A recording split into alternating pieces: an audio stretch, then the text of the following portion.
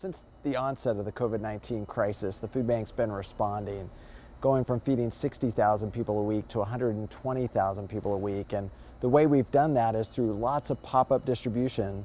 You've been there at many of them, at the Alamo Dome, Toyota Field, Traders Village. I mean, all of these distributions couldn't happen if it wasn't for amazing, heroic volunteers.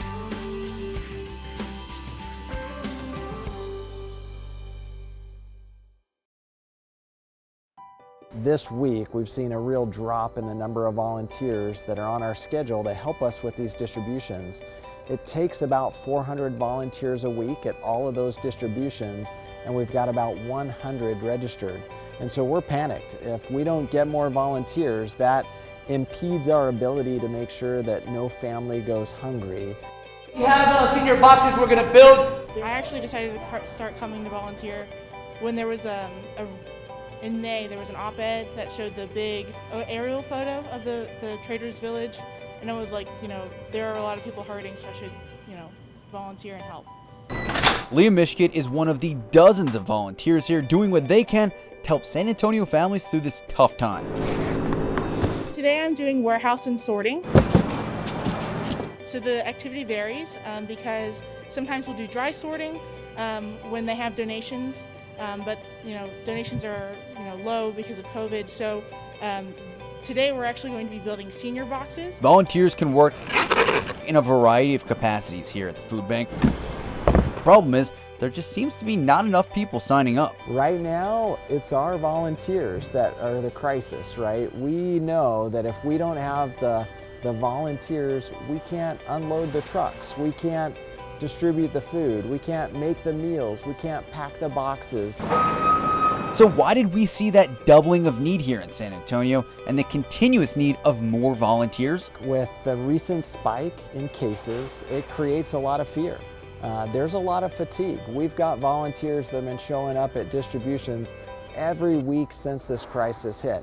No one would have thought we would have gone so long, and there's no end in sight. And amid this pandemic, if you are a family or someone nervous to volunteer, we're told every precaution is being taken.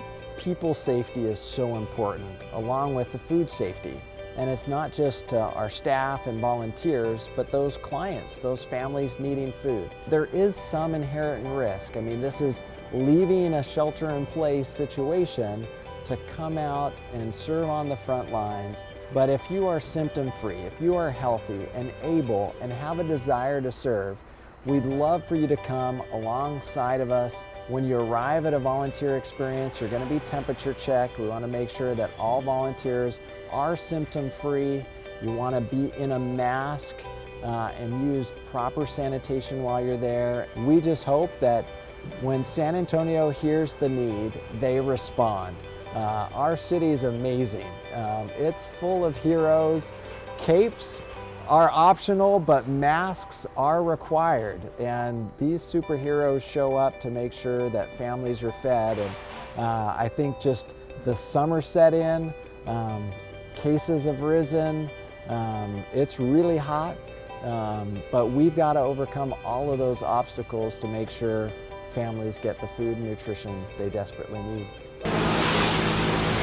And it doesn't look like it's slowing down anytime soon. I think it's going to be a long-term recovery. It could be 2, 4, 8 years before I think families truly transition back to a place of stability.